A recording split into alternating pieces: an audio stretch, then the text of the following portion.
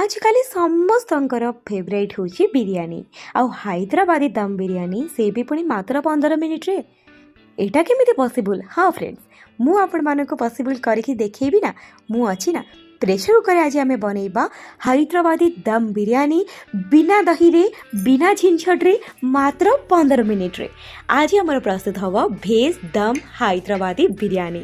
ତ ଚାଲନ୍ତୁ ନା ଡେରି କ'ଣ ପାଇଁ ଷ୍ଟାର୍ଟ କରିବା ଆଜିର ଏହି ଦମଦାର ରେସିପିକୁ।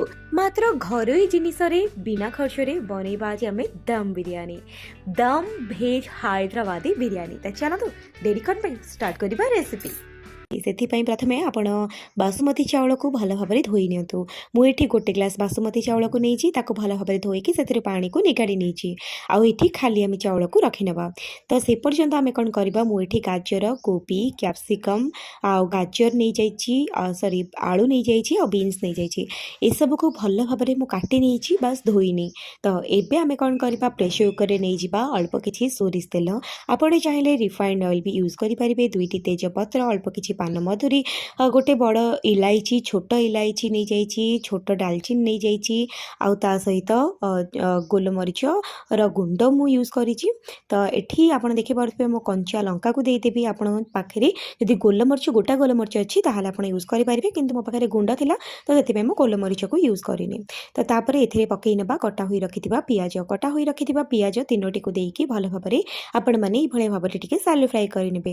ଆପଣମାନଙ୍କୁ ଯଦି ଡିପ୍ ଫ୍ରାଏ ପସନ୍ଦ ତାହେଲେ ଆପଣମାନେ କରିପାରନ୍ତି।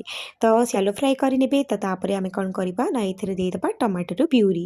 ବିନା ଦହିରେ ଆମେ ଆଜି ୟାକୁ ବନେଇବା, ସେଥିପାଇଁ ଟମାଟୋର ପ୍ୟୁରି ଦେବା। ଟମାଟୋର ପ୍ୟୁରି ଏଥିରେ ଯିବ 3ଟି ପିଆଜ ସାଙ୍ଗରେ 3ଟି ଟମାଟୋ ପ୍ୟୁରି। ଆଉ ତାପରେ ଏଥିରେ ଗୋଟେ ବଡ଼ ଚାମଚ ଯେତିକି ଅଦା ରସୁଣ ପେଷ୍ଟ। ଏସବୁକୁ ଦେଇସାରିବା ପରେ ଭଲ ଭାବେ ଆମେ କ'ଣ କରିବା ନା ତାକୁ ଟିକେ ସମୟ ପର୍ଯ୍ୟନ୍ତ କଷି ନେବା। ମସଲା ଶୀଘ୍ର କଷି ହେଇଯିବା ପାଇଁ ସେଥିରେ ଦେଇଦେବା ସ୍ୱାଦ ଅନୁସାରେ ଲୁଣ, ଅଳ୍ପ କିଛି ଦେଇଦେବା ଗୋଲମରିଚ ଗୁଣ୍ଡ, ଗୋଟେ ଛୋଟ ଚାମଚ ଧନିଆ ଗୁଣ୍ଡ, ଗୋଟେ ବଡ଼ ଚାମଚ ଦେଇଦେବା ବିରିୟାନୀ ମସଲା। ଯଦି ଆପଣମାନଙ୍କ ପାଖରେ ବିରିୟାନୀ ମସଲା ନାହିଁ ତାହେଲେ ଆପଣ ଏଠି ଚିକେନ୍ ମସଲା କିମ୍ବା ମଟନ୍ ମସଲାର ଇସ୍ତେମାଲ କରିପାରିବେ। ତାପରେ ୟାକୁ ଭଲ ଭାବରେ ଆମେ ମିକ୍ସ କରିନେବା।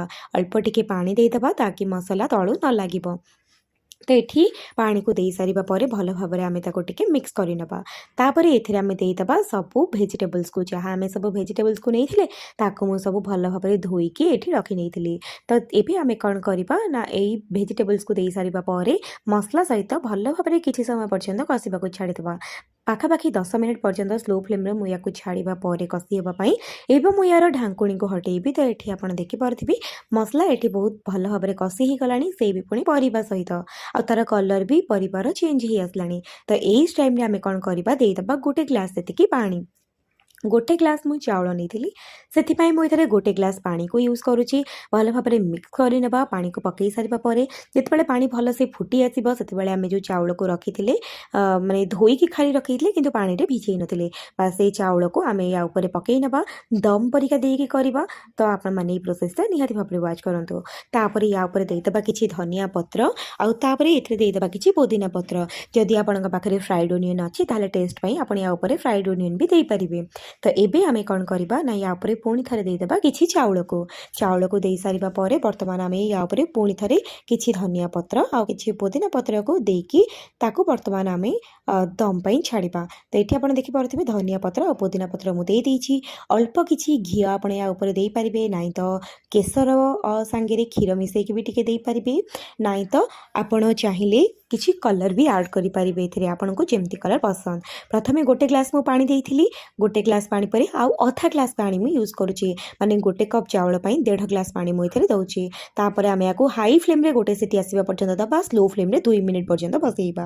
ତ ଏଠି ହାଇ ଫ୍ଲେମ୍ରେ ସିଟି ଆସିବା ପର୍ଯ୍ୟନ୍ତ ଆମେ ୱେଟ୍ କଲା ଭିତରେ ଚାଲନ୍ତୁ ଆମେ ବର୍ତ୍ତମାନ ତା ପାଇଁ ବନେଇବା ରାଇତା ବନେଇବା ପାଇଁ କାକୁଡ଼ି, ପିଆଜ, ଟମାଟୋ ଆଉ ଗାଜରକୁ ଘଷିକି ନେଇଯାଇଛି, ଆଉ ସବୁକୁ ଚୁନ୍ ଚୁନ୍ କରି କାଟିକି ନେଇଛି, ଆଉ କଞ୍ଚା ଲଙ୍କା ବି ନେଇଛି। ତ ୟାକୁ ଆମେ ସବୁକୁ ଗୋଟେ ବାଉଲ୍କୁ ଟ୍ରାନ୍ସଫର୍ କରିନେବା।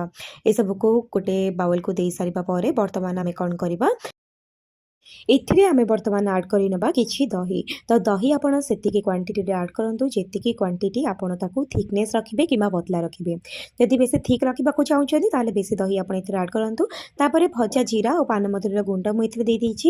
ଅଳ୍ପ କିଛି ଲୁଣ ଦେଇଦେଇଛି ମାନେ ସ୍ୱାଦ ଅନୁସାରେ। ଅଳ୍ପ ଟିକେ ଲଙ୍କା ଗୁଣ୍ଡ ଦେଇଦେଇଛି। ତାପରେ ଆମେ ଭଲ ଭାବରେ ଏଇ ଭେଜିଟେବୁଲ୍ ସାଙ୍ଗରେ ଦହିକୁ ମିକ୍ସ କରିନେବା। ସବୁକୁ ଭଲ ଭାବରେ ମିକ୍ସ କରିସାରିବା ପରେ ବର୍ତ୍ତମାନ ଆମେ ଏଥିରେ ଦେବା ପାଣି। ଜଣେ ଜଣେ କ'ଣ କରନ୍ତି ନା ସାଙ୍ଗେ ସାଙ୍ଗେ ଭେଜିଟେବୁଲ୍ ଦହିକୁ ପକେଇ ଦେଇକି ସେଥିରେ ପାଣି ଦେଇ ଦିଅନ୍ତି। କିନ୍ତୁ ସେମିତି କରିବା ଦ୍ୱାରା ଦହିଟା ଟିକେ ଗୋଟାଳିଆ ରହିଯାଇଥାଏ। ତ ସେଥିପାଇଁ ଆକୁ ପ୍ରଥମେ ଭଲ ଭାବରେ ମିକ୍ସ କରି ନିଅନ୍ତୁ। ତାପରେ ଆବଶ୍ୟକ ମୁତାବକ ପାଣି ଦିଅନ୍ତୁ। ତ ଟୋଟାଲ୍ ମୋତେ ଏତିକି ପାଣି ଲାଗିଲା ଆଉ ମୁଁ ଏତିକି ତା'ର ଥିକନେସ୍‌କୁ ରଖିବି। ବେଶୀ ପତଲା କରି ଭଲ ଲାଗିବନି।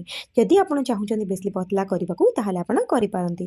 ତ ଏଠି ବର୍ତ୍ତମାନ ସବୁକୁ ମିକ୍ସ କରିସାରିବା ପରେ ୟା ଉପରେ ମୁଁ ଏବେ ଦେଇଦେବି କିଛି ଧନିଆ ପତ୍ର।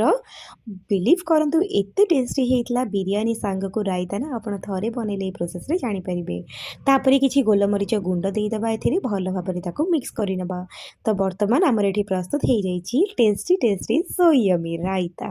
ଏଠି ବର୍ତ୍ତମାନ ମୁଁ ପ୍ରେସର କୁକରର ଗୋଟେ ହୁଇସିଲ୍ ପଳେଇ ଆସିଥିଲା ଆଉ ତାକୁ ମୁଁ 3 ମିନିଟ୍ ପର୍ଯ୍ୟନ୍ତ ସ୍ଲୋ ଫ୍ଲେମ୍‌ରେ ବସେଇ ଦେଇଥିଲି। ତ ତାପରେ ଦେଖିପାରୁଥିବେ ତା'ର ହାଲତ କିଛି ଏଇଭଳିଆ। ତଳୁ ଜମାରୁ ବି ଲାଗିନି କାହିଁକିନା ହାଇ ଫ୍ଲେମ୍‌ରେ ଆମେ ଗୋଟେ ସିଟି ମାରିଛି। ଗୋଟେ ସିଟି ପରେ ଯଦି ବସେଇଥାନ୍ତେ ତାହେଲେ ତଳୁ ଏଇଟା ଲାଗିବାର ଚାନ୍ସେସ୍ ଥାନ୍ତା। ଚାଉଳ ପୁରା ଖିଲା ଖିଲା ଆଉ ପୁରା ଗୋଟା ଗୋଟା ହେଇକି ଅଛି ଯେମିତିକି ଦମ୍ ବିରିୟାନୀ ଥାଏ। ତ ଆପଣ ଏଇଭଳି ଭାବରେ ଏଇ ପ୍ରୋସେସ୍‌ରେ ଏଇ ମେଜରମେଣ୍ଟରେ ନିଶ୍ଚିତ ଭାବରେ ଏଇ ରେସିପିକୁ ଟ୍ରାଏ କରନ୍ତୁ। ଆପଣଙ୍କର ରେସିପି ମାନେ ଆପଣଙ୍କର ଭେଜ୍ ଦମ୍ ବିରିୟାନୀ କେମିତି ବନିଲା ମୋତେ କମେଣ୍ଟ ସେକ୍ସନ୍‌ରେ କମେଣ୍ଟ କରି ନିହାତି ଭାବରେ ଜଣାନ୍ତୁ। ତ ଆଜି ପାଇଁ ଏତିକି। ବିଦାୟ ଦିଅନ୍ତୁ। ରହୁଛି। ନମସ୍କାର। ଜୟ ଜଗନ୍ନାଥ।